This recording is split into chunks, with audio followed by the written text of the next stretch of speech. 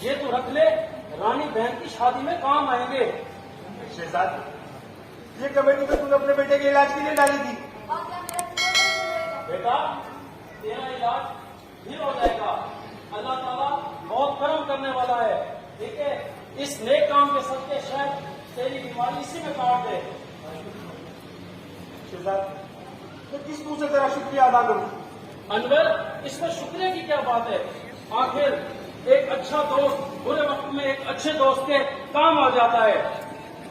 انور، رانی تیری نہیں، رانی میری بھی بہن ہے۔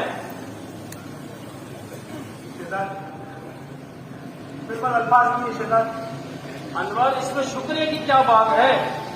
تو رانی بہن کی شادی کر، میں بارات والے دن آؤں گا اور بہت کچھ لاؤں گا، ٹھیک ہے؟ میں اب چلتا ہوں۔ انور، اچھا دوست وہی ہوتا ہے جو اچھے دوست پہ برا وقت